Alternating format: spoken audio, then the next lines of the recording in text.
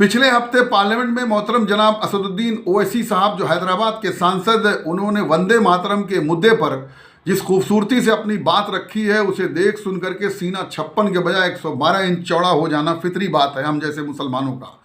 लेकिन 3 दिन के बाद जब उसी बिहार की सरजमीन पर उम्मत मुस्लिमा के फर्जंद भाई अतहर जो कपड़ा बेच रहा था, उसकी कटी फटा जिस्म अस्पताल के बेड पर तड़पता हुआ दुनिया से रुखसत हो गया, उसे देखकर यह सीना 112 से घट के 12 इंच रह गया। इसमें ओवैसी साहब उनके लोगों की कोई जिम्मेदारी नहीं है, लेकिन सवाल तब पैदा होता है जब उनके लोग ये कहते हैं कि तेजस्वी और इंडिया गठबंधन के लोग कहाँ हैं, आवाज़ उठाएं, खाली वोट चाहिए। तो वोट तो आपको भी चाहिए जनाब।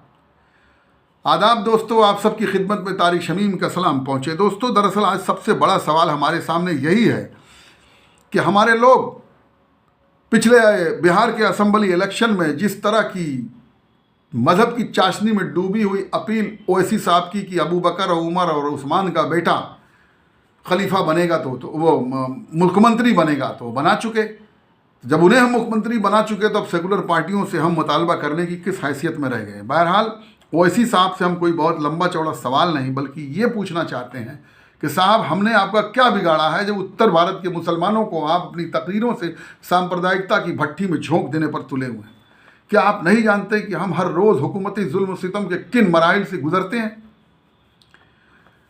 उधर आरएसएस ने हमको सियासी अछूत बनाकर एक पॉकेट में ढकेल दिया। ऐसे में अगर अब सेकुलरिज्म और वोट के लेन देन की बुनियाद पर 2-4 यादव जैसी बिरादरियां हमारे साथ खड़ी हैं, तो अपनी तकरीर के जहर से आप उन्हें भी हमसे दूर कर देना चाहते हैं। तो आप ही बता दीजिए कि आप चुनाव कैसे जीतेंगे।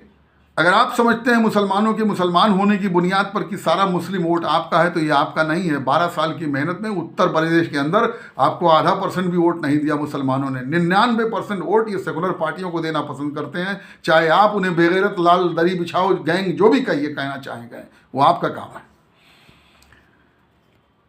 और जहाँ तक वोट की बात है काटने की, तो बिहार में आप वोट यकीनन नहीं काटे हैं। वो हारे हैं अपनी कोताहियों, कमजोरी और चुनाव आयोग के सौतेलेपन की वजह से वो हारे हैं। लेकिन आपकी खूबसूरत तकरीरें जो इधर उत्तर भारत में माहौल बनाती हैं, उसका खामियाजा हम जैसे आम लोगों को रोज़ाना ट्रेनों में, बसों में और पब्लिक प्लेस पर भुगतना पड़ता है, जिसका आपको अंदाज़ा नहीं। आप बड़े लोग हैं, आप रोड पर नहीं उतरते। हम आप पर कोई इल्ज़ाम नहीं दे रहे हैं, इल्ज़ाम दे भी नहीं सकते, क्योंकि आप बकौल आपके खुद, आप तो वली सिफत, नमाजी, परहेजगार, तहज्जुद गुजार इंसान हैं। देखते भी हम लोग हैं, आपके ख्वाब में रसूलुल्लाह सल्लल्लाहु अलैहि वसल्लम बशारत देते हैं और आपको रहनुमाई करते हैं। सहाबा कराम और औलिया कराम आपके ख्वाब में आते हैं। लेकिन सवाल तब पैदा हो जाता है जब आपकी सियासी ईमानदारी के ताल्लुक से मक्का मदीना की सरजमीन पर खड़े होकर के कस्में खा करके अपनी ईमानदारी के सबूत देने पड़ते हैं, तो सवाल पैदा होता है। क्योंकि यह बात आप भी अच्छी तरह जानते हैं कि सियासत में मजहबी कस्मों की नहीं, बल्कि लीडर के उठाए गए इक़दाम से आने वाले नतीजों से सियासी ईमानदारी की परख होती है। बहरहाल हमारे नौजवानों को क़यादत का जो झुंझुना आपने पकड़ाया है कि आप बता सकते हैं कि 80, 18, 20%, 25% मुसलमान जो भी जहाँ है, अगर आसारा वोट दे दे तो आपको दूसरी कौमों का वोट 18-20% वोट आप कैसे हासिल करेंगे जिससे चुनाव में जीत मुमकिन हो?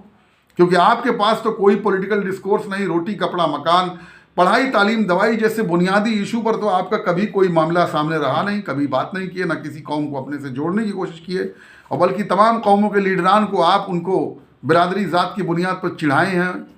न जाने क्या क्या कहते हैं आपके लोग।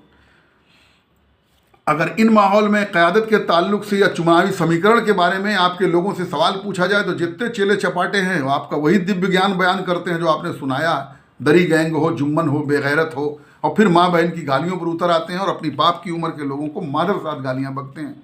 मोहतरम असदुद्दीन ओवैसी साहब, चारमीनार की बुलंदियों से उतर करके आप हमारे उत्तर भारत के नौजवानों को गालियों की पस्ती में क्यों ढकेल रहे हैं? क्या अल्लाह ताला की अदालत में आपको जवाब नहीं देना होगा? आप सबसे पूछते हैं, कभी खुद से पूछिए। मालूम यह हुआ कि आपका कोई राजनीतिक विमर्श नहीं, कोई पॉलिटिकल चिंतन नहीं है, कोई डिज़ाइन नहीं है। सिर्फ मुसलमानों के मसाइल का रोना रो करके उनका सेंटिमेंटल एक्सप्लॉयटेशन के अलावा आपके पास कोई डिज़ाइन नहीं है। अगर है तो बताइए, हम सारे आपकी दरी बिछाएंगे। किसी की नहीं बिछाया, ना किसी की पार्टी के मेंबर है, बिछाएंगे, लेकिन इन सवालों का जवाब अगर है दम तो दीजिए कि मजहबी पहचान की बुनियाद पर मिस्टर जिन्ना के बाद भी क्या दोबारा यहाँ सियासत मुसलमान कर सकता हो, तो इसका जवाब दीजिए। इसका जवाब दीजिए आप कि बहुसंख्यकवादी जो सियासत अब करके जिन्ना चले गए और बड़े सगीर के मुसलमानों की ताकत को 3 हिस्से में तोड़ दिया उन्होंने, और 80 करोड़ मुसलमान आज जलील रुसवा होकर रह गया है। क्या आप वही काम नहीं कर रहे हैं कि आपकी तकरीरों से भारतीय मुसलमानों को आरएसएस एक पॉकेट में ढकेलता सियासी अछूत बनाता जा रहा है, और अपने ही बस्ती मोहल्ले में वो निशाने का शिकार है कि सब समझते हैं कि सारे मुसलमान आपके हिमायती हैं। सेकुलर पार्टियों को कहते हैं कि आप गठबंधन नहीं करें, में शामिल नहीं करेंगे तो हम उनको हराएंगे। हराइए, कौन रोक रहा है आपको, लेकिन जीतेगा कौन मुसलमानों को, यह भी बताइएगा, क्योंकि खुद को तो आप जीतने लायक कभी बना नहीं सके।